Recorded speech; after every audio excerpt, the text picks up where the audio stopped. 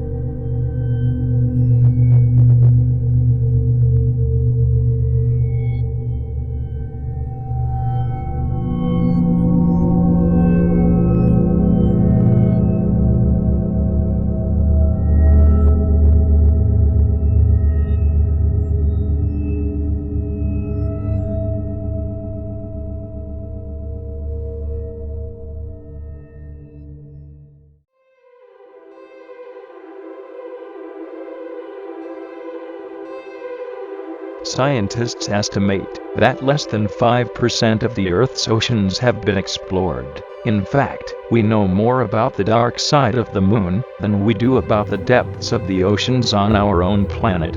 One of the most indelible features of the ocean is the deep blue waters that continually churn, roll, and come in waves. The color is the result of the sun's red and orange wavelengths being absorbed by the surface and its blue wavelengths penetrating deeper, giving way to a blue tint. And because those wavelengths can travel farther down, the ocean will tend to appear more blue the lower you go. Why isn't water in it less blue? When you're sitting outdoors, there aren't enough molecules to absorb the light. Size and water pressure conspire to limit our exploration of the oceans, so much so that it's estimated we've identified only 1/3 of the potential marine life lurking beneath the surface. It's possible most of those are smaller organisms, but it's likely that some whales and other mammal species have yet to be discovered.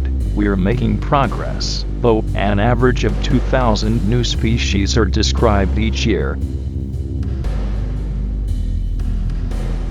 Up to 80% of volcanic eruptions go unnoticed by land dwellers. That's because they're erupting underwater.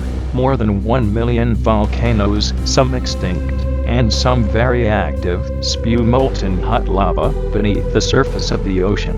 Despite the heat, creatures can still be found near their superheated vents. Researchers believe these areas harbor several undiscovered species that are invulnerable to the harsh environment, which includes water temperatures up to 750 F.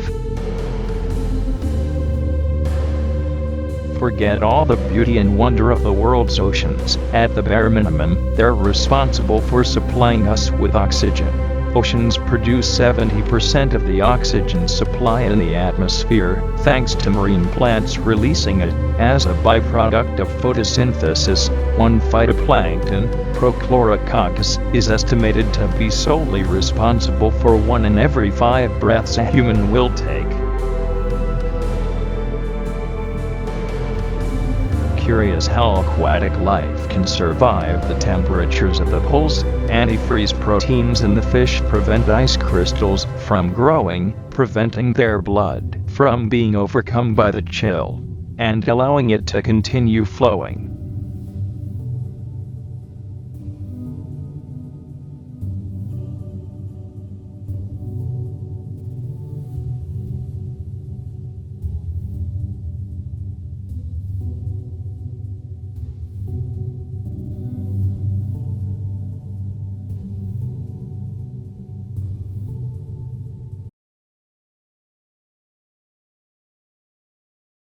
The ocean is divided into abyssal zones based on the depth of the water. Each zone has its own unique characteristics, including pressure, temperature, salinity, and biodiversity. The average depth of the ocean is 12,400 feet, and since light can only penetrate about 330 feet of water, most of our planet is actually in a state of constant darkness. Hydrothermal vents reach up from the ocean floor and emit high-temperature plumes. The hottest, darkest plumes are extremely high in sulfuric content and can reach up to 18 stories tall. You might be inclined to think that the crushing pressure of the depths of the ocean would mean little to no sea life, and that if there is anything down there, it could then possibly be that big. In reality, the exact opposite is true. The creatures living at these depths are mostly water themselves, meaning they avoid and don't have to fight gravity. This allows them to grow to monstrous sizes. Should you still find the depths of the ocean alluring, you won't be able to get very far on your own.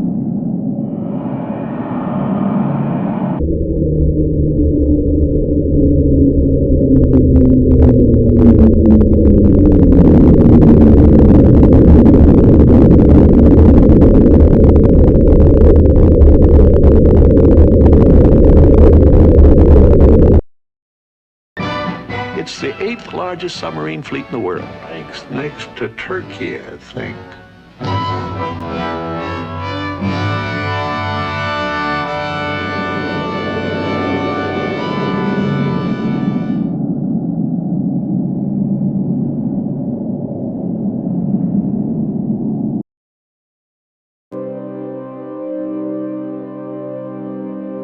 For every 10 meters descended, there is an increase of pressure by 14.5 psi. Collapsing under the pressure of the ocean is the equivalent of being crushed by 50 jumbo jets. Scuba diving is one anxiety-inducing way to check out the features of the ocean for yourself, but remember that what goes down will take even longer to come back up.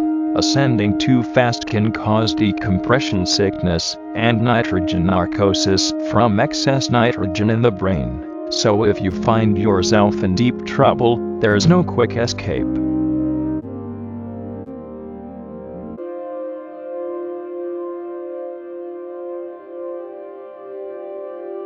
Though the giant squid used to be a folk tale used to scare men out at sea, the creature actually turned out to be a real, absolutely terrifying monster. These sea legends can extend up to 43 feet in length, and are known to have cannibalistic tendencies.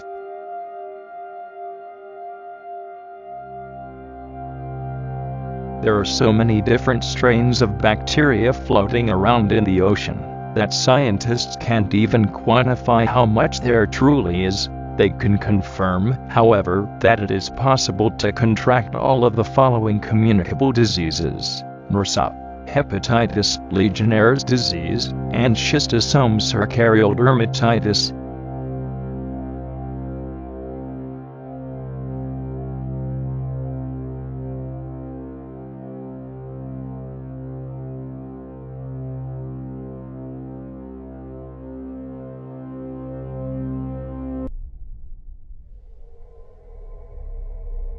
The ocean floor is littered with the bones of dead bodies, including those of humans. With plane crashes and sunken ships alone, many people have been lost at sea and are at eternal rest in their watery graves. To make matters worse, the ocean is scientifically geared to make us, weak humans, attracted to its shiny depths.